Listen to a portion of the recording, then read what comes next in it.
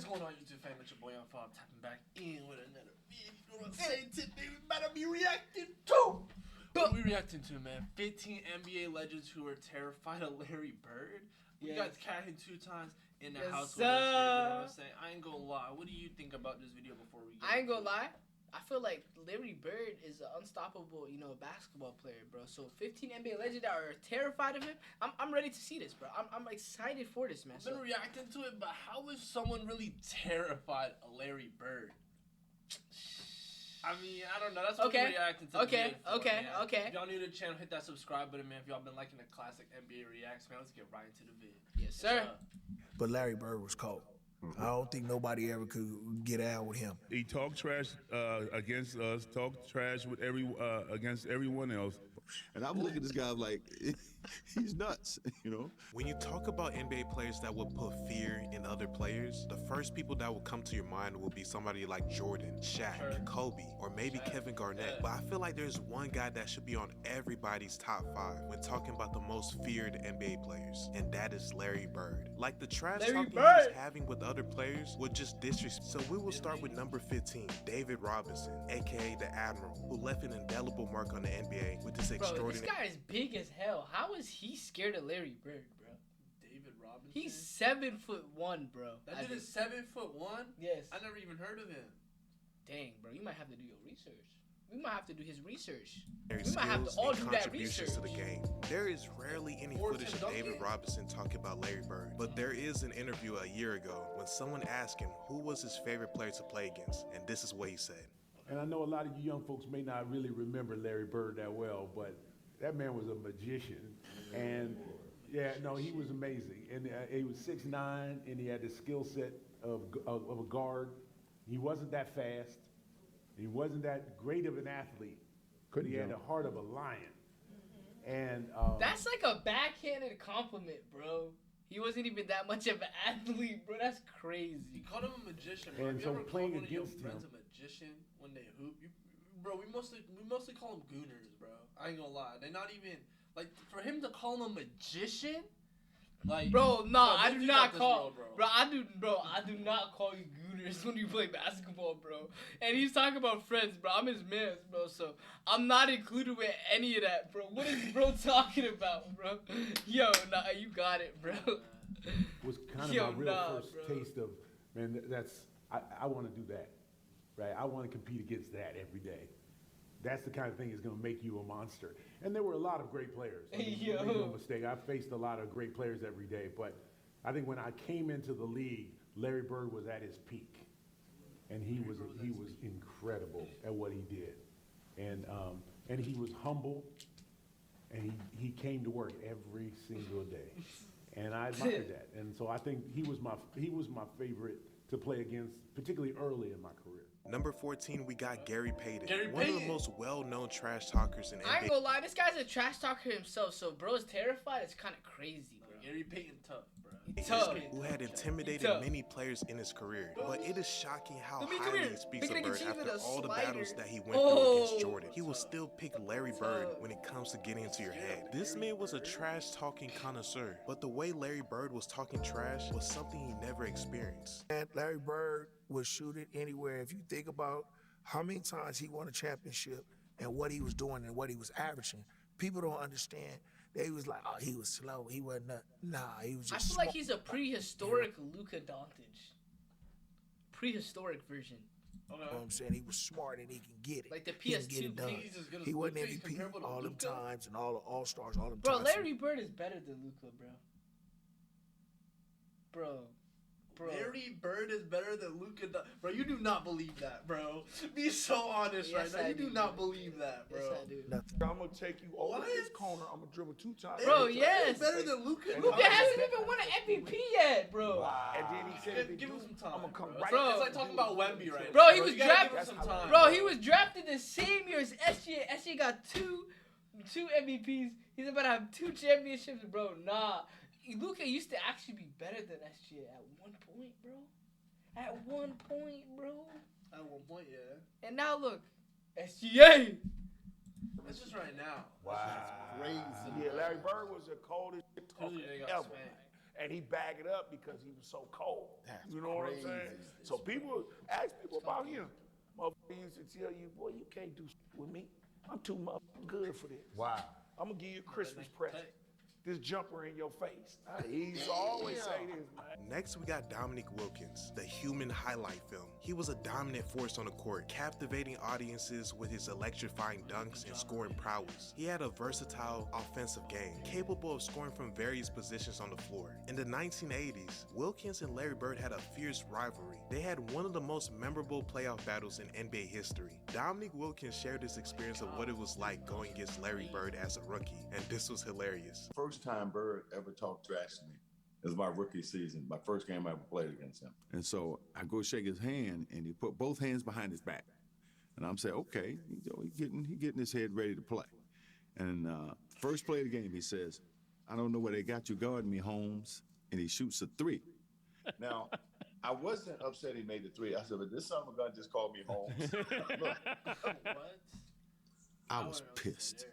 I said, I wasn't mad he hit the 3, but this some bitch just called me Holmes. And What does he mean by Holmes, bro? I don't know. It's just like a Like, go to your house? No, Holmes is like Go a home? last name. I don't know why he's calling him that. That's not his last name, because his last name is Dominique Wilkins. So what does he mean by Holmes? Like, go home. He probably means it by go home. It's set up for a really interesting game. Because I remember one time I came down and I dunked it on him. He laying on the ground. He fouled me, and I'm pointing. And Oh! I said, what? He said, what? He said, I like you. You got, he said, you got balls, but I'm still going to get 30 on your ass. He got about 38, but I had to pay my dues. I wasn't upset about that because, back then, as a rookie, you got to pay your dues. Simple as that. He backed up whatever he said. I ain't gonna lie. If I was in the NBA and I was a rookie, I'm not paying my dues, bro. I'm dropping everyone off, bro. That's how confident I'm coming in, and I'm being that guy, bro. There's no pay my dues, bro. I'm locked in right there, bro. I'm dropping 30 for this game. You is? Yeah. You got to. Got to. If he tell you going to hit a shot to a certain place, or if he going to take you What down team to would the you wanna get post, drafted turn on? around, hit a Raptors. fadeaway J, he going to do just that, and ain't nothing you can do about it. Joe Dumars, a Pistons legend, who many Yeah, call I'd the Jordan expect Joe stopper, and a Dumars to key be member scared, of the though. Detroit Pistons bad boys era. He holds deep respect for Larry Bird. The intense rivalry between the Pistons and the Boston Celtics during the late 1980s was marked by fierce competition and mutual admiration. You will see Joe Dumars explain how smart and tough Larry Bird was playing against, like it was a chess match. I said, but please let's not forget how incredible Bird and the Celtics were in their prime. I said they were almost impossible to go in there and beat. And they said, why? I said, because you could not make a mistake with them. If you turn your head or you don't rotate right on time or whatever it was, those guys made you play. And it was him. Like he was a savant on the court, like just a savant, like 2 plays ahead on everything. And so I was just talking about this maybe 3 or 4 days ago, how hard it was to go into Boston and beat a team when Bird is in his prime. Dennis Rodman, a Hall of Fame NBA player, renowned for his rebounding and defensive prowess, had so many battles against Bird when he was on the Bad Boy Pistons. And even though he said some crazy statements about Bird, like saying he wouldn't be able to play in today's NBA, he still had respect for Bird's game when going against him. He actually had a funny welcome to the league moment with Larry Bird in the playoffs. Check it out. So I think it was 86, 87. So we was playing Boston Celtics in the Eastern Conference Finals. So they gave me the task of guarding Larry Bird. So it's guarding Larry Bird. I'm like this 25-year-old rookie mess with Dennis Rodman? in the league. They said, Dennis, you have to go. Do I mess with Dennis Oh, Rodman? you think he's a good player? I think he's the only guy that can give Wemby problems. He's not ready for that combo. What? Chat, he's not ready for that combo. Bro. And I'm like, and you know what I'm saying? Guard him. So that was my whole job, to guard the toughest guy on the team, on the other teams. So, so I'm guarding him. And every time I turn my head, he's over there in the 3-point line. He said, I'm over here, Rook. I'm like, I got to go out there and run out there like a dumbass. Let's go out there try to contest it because he hit the three. I'm like, okay, Next, we got two legends, Karl Malone and Isaiah Thomas, who played against Larry Bird for almost all of their career and had intense playoff matchups. I ain't gonna lie, Isaiah Thomas probably was getting destroyed. All I understand is that Isaiah Thomas, I feel like Isaiah Thomas, first off, is kind of an overrated player, and two, always has stories of him getting cooked. They shared their stories of how Bird used to talk trash during clutch moments. I remember sitting on the bench watching Kevin McHale and Larry Bird. And Larry Bird did something. To me, I'm still marveled at this. And he got so many people. It was a timeout. And one of our teammates, Bart Kofold, had a camera. Right. He's taking pictures. So Larry Bird came over there and looked at our bench. And he said, 3-pointer. From right over here. So I'm sitting over there looking like that Babe Ruth calling your shot already, right? Yeah. So Isaiah, I'm sitting there looking. He looked down at the floor. Hell, everybody looked down at the floor. He like he threw something. And he hit a 3.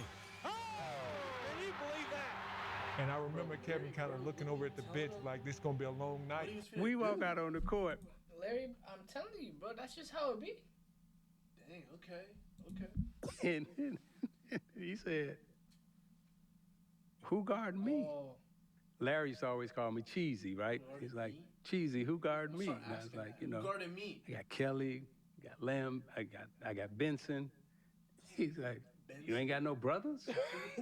You're telling me this is a more competitive era than Steph Curry and like Clay and Draymond Green and that whole, like, come on, bro. It was a super team era though. That's the real thing. It was the super Like team you? era. He's like you. But this was Disrespecting me. That's what he said. That's exactly what he said. He said, It's a hard. man, you We're can't put comparing no someone white- like Joe Dumars to Draymond Green. Dude on Hey, me. hey, bro. That is straight disrespect, right? He said, don't put no white dude on me. So check this out. So the next year we come back, I said, I got somebody for your ass, right? Yeah. He said, who you got? I said, Robin. He said, okay. He's a little better. He said, but don't ever put no white dude on me because that is disrespectful. I was like, okay. Patrick Ewing, a New York Knicks legend and one of the best centers of all time, is close friends with Larry Bird and has voiced admiration for Bird's skills. Of course, Patrick Ewing got cooked, bro. He's always getting cooked, bro. I like PatrickEwing. Bro. I do. I like him though. But like Basketball knowledge But and God leadership damn, on multiple bruh. occasions, and he told people that Larry Bird's trash talking was the real deal. He talked trash against us, talked trash with against everyone else. But you know the difference is he could back it up. He could back it up. You know, I remember, you know, like I was saying, growing up in Boston, people all used to always talking about that he can't jump, he can't do this, he can't do that. And you know, a lot of my friends was like that, you know. So I got to the league. I called all my friends back up. I said, you know, all that trash that you were talking, you need to squash all that. This man is great. He can. I ain't gonna lie. I would think the same thing though, bro. Like, bro, really, like he doesn't look like he can hoop, bro. Before you look at him, you wouldn't think he can hoop, bro. Right? That's exactly what Patrick Ewing was thinking. I guess. Whatever you were saying for a man who can't jump, he's demolishing everybody. Here are three legends, Dr. J, Kevin McHale, and Bill Walton, explaining Bird's impact on the game and his mindset when playing. Pay attention to McHale's story especially because it shows what Bird will do when the game is on the line and he's not having the best night. You know, this guy, I think he was born to play basketball. Seeing him come in and making the adjustment early, taking a team that had won 20 games the year before, and, you know, the next year, I mean, you know, they're 40 plus, and the next year they're 60 plus. Nothing bothered him. Unbelievable competitor. Great hands, great vision, great feel for the game. And just, you know, could go out every single night and just play at an unbelievably high level. Didn't have to shoot the ball really well to have a good game because he did so many different things. I'm out, I'm inbounding the ball. Larry, we're walking. We drop a play. We're walking out there. Larry says, "I'm gonna shoot a three. I'm gonna win it right here." I'm like, "Larry, no. I just make it 2. We're just going to overtime." I'm thinking, "My God, you haven't made a shot all game long. Don't do that now." So we walk over there, and Larry walks by the bench, and he tells the Phoenix bench, he said, "Nah, I'm fixing to jump out here, bust this play, and knock a 3 down on you and go home."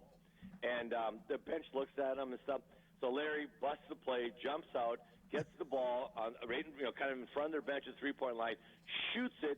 As he lets it go, he looks at the bench and said, "Told you so," and starts running to the locker room. Told you so to the bench. Told you so to the bench. Bro, I'd be really Ball ripped through. We win by 1. I ain't gonna lie. We'd have to we'd have to meet outside or something, bro. I ain't gonna lie, for sure. Like that's crazy. And the bench coaches have this. El Bianchi's got this look on his face, like honestly, like he's seen a ghost. He's just sitting there, and I walk by and I go, "Does it all the time?" And El Bianchi just shakes his head. But that was classic Larry, a will to win, unbelievable amount of confidence. But the best thing was he had no idea what I was thinking in my mind, like, am I really going to throw it to him? He hasn't made a shot all the fourth quarter. He ran in, and by the time I got in there, he had already popped a beer. He had a beer in his hand. He was laughing. And I just walked up to him, gave him a hug, and said, "Man, you are something." Nobody worked as hard as Larry. He was the first guy there. He was the last guy to leave. He wore that body out with the jumpers and the running and the movement and the concentration and the focus and the discipline and the sacrifice. He had it all. He wanted the light on him. He wanted the focus, and he wanted that ball. And if it ever got to the point where Casey Jones, a coach who we just loved and would do anything for, if Casey would ever call somebody else's play, Larry would just say, no, I'm shooting this ball, and he would.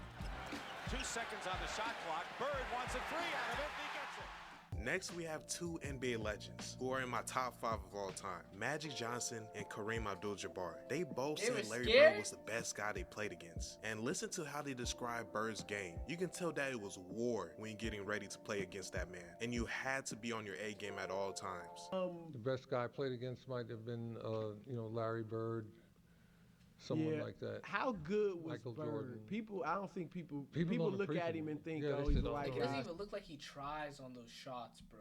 slow guy. The chubby white guy, he wore us out, man.